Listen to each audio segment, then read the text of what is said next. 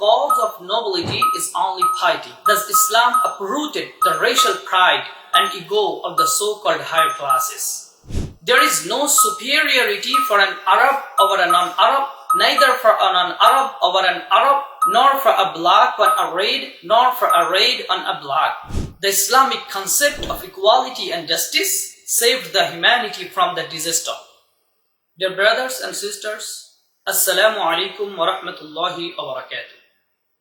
Today, I'm in front of you to share the concept of equality and justice in Islam.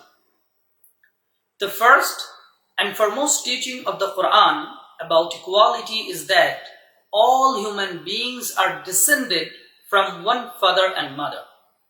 Thus, they are equal on the basis of humanity.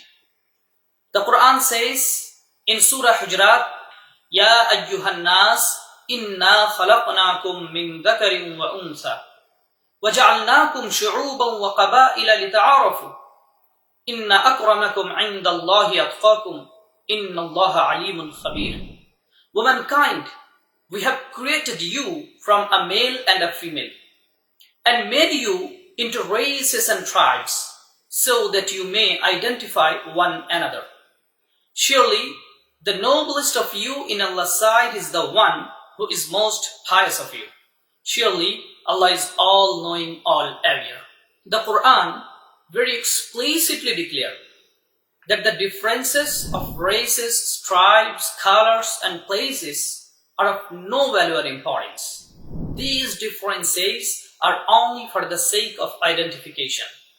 One cannot be considered higher and superior on the ground of race, color, and nationality. By this, the Quran aimed at labeling the differences and discriminations of nations, races, and tribes. The second rule, which the Quran proclaimed in the verse, is that the cause of nobility is only piety. Thus Islam uprooted the racial pride and ego of the so-called higher classes. This principle of equality was more elucidated in hadith by the Prophet, Allah bless him and give him peace. In a hadith, he is reported to have said, O people, behold, your Lord is one. There is no superiority for an Arab over a non-Arab, neither for a non-Arab over an Arab, nor for a black on a red, nor for a red on a black, but on the basis of piety and righteousness. Indeed, the best amongst you are those who are more pious and righteous. Behold, did I convey you the message? The people shouted, Yes, O the messenger of Allah. Then the Prophet said, those who are present should convey this message to those who are not present.